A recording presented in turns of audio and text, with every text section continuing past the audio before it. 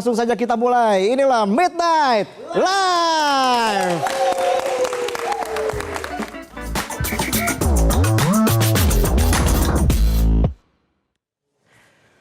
Baik, penonton dan juga pemirsa, hari ini diperingati sebagai Hari Obesitas Sedunia.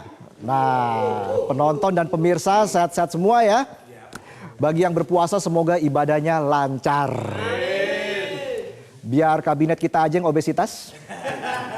Yang penting mereka bekerja sesuai kapasitas. Demi rakyat mereka bekerja keras.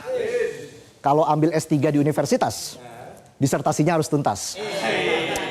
Oke, ada berita apa saja hari ini? Oh ya, selamat datang di Liga Korupsi Indonesia, di mana para pejabat dan pengusaha berlaga bukan untuk menyejahterakan rakyat, tapi untuk menggasak uang rakyat. Laga kali ini pemirsa, persaingan makin sengit pemirsa, antara PT Timah melawan Pertamina pemirsa. Peluang yang sangat bagus dari Pertamina. Oh sayang, dioplos sayang. Ahai kata Bung Ahai, jebret kata Bung Jebret, ST out kata Bung Toel. Usai bertengger di peringkat 1 sejak pertengahan hingga akhir tahun lalu, kali ini PT Timah harus rela turun peringkat. Digeser oleh Pertamina yang kini kokoh di puncak klasemen, netizen pun bersorak. Pertamina lolos ke Liga Champions korupsi. Sementara korupsi BLBI masih bertahan di posisi ketiga, disusul korupsi Duta Palma dan PT TPPI di posisi keempat dan kelima. Kemudian kasus korupsi PT Asabri dan Jiwasraya yang sempat bikin heboh kini bertengger di peringkat ke-6 dan ke-7. Namun sorotan utama bukan hanya soal siapa yang memimpin klasemen, tapi juga soal hukuman berat yang dijatuhkan kepada para pemain andalan. Contohnya Harvey Muiz yang awalnya hanya divonis 6,5 tahun. Wow, setara dengan 2 kali nonton sinetron Tukang Bubur Naik Haji ya.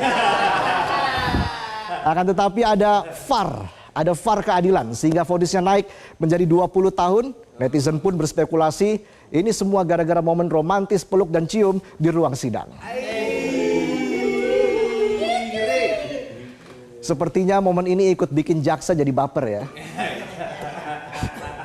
Dengan vonis ini Harvey akhirnya masuk divisi utama lapas, tapi jangan khawatir pemirsa, hukuman 20 tahun itu kan hanya di atas kertas karena masih ada potongan masa tahanan. Dan juga masih ada remisi hari kemerdekaan.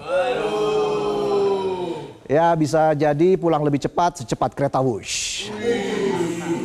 Sungguh sebuah liga yang unik pemirsa, skor kerugian negara mencapai ratusan triliun rupiah. Tapi hukuman penjaranya masih lebih ringan dibanding kasus maling ayam di kampung. Apakah ini strategi fair play ala hukum kita? Atau hanya taktik parkir bus supaya koruptor tetap nyaman? Ya itulah klasemen terkini Liga Korupsi Indonesia. Kita hanya rakyat yang tidak boleh lupa bayar pajak. Sementara para pemain Liga Korupsi tetap santai kaya di pantai. Kita lanjut lagi Midnight Friends. Oke, kita lewatkan dulu pertandingan korupsi.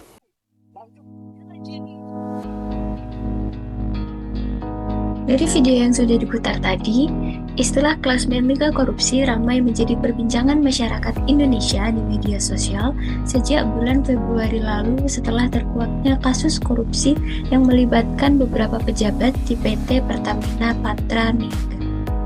Istilah ini digunakan warganet guna menggambarkan peringkat kasus-kasus korupsi terbesar yang terjadi di Indonesia. Kasus korupsi tidak hanya berbicara soal kerugian negara, tetapi juga kerugian lingkungan dan dampak kepada masyarakat. Skor Indonesia dalam Indeks Persepsi Korupsi berada pada angka 37 dan menempatkan Indonesia pada posisi ke-99 dari 180 negara yang menunjukkan tingkat korupsi sektor publik yang cukup tinggi menurut para persepsi publik dan para ahli. Skor IPK sebesar 37 ini mencerminkan parahnya persoalan sistem tersebut, menandakan bahwa meski ada kemajuan, korupsi masih menjadi tantangan serius dalam tata kelola sumber daya Indonesia. Jadi, angka itu bukan sekedar statistik, melainkan cerminan rumitnya hubungan antara korupsi, kerusakan lingkungan, dan rendahnya akuntabilitas publik. Kondisi ini merupakan sinyal serius atas tantangan korupsi yang membayangi masa depan Indonesia di berbagai aspek. Misalnya, tata kelola dan supremasi hukum, kelestarian lingkungan, ketahanan demokrasi, sampai dengan posisi regional Indonesia yang tertinggal dari negara tetangga yang bisa mempengaruhi pengaruh Indonesia dalam forum regional ASEAN maupun global. Namun, dengan kemauan politik dan tekanan publik, masih ada peluang besar untuk membalikkan keadaan.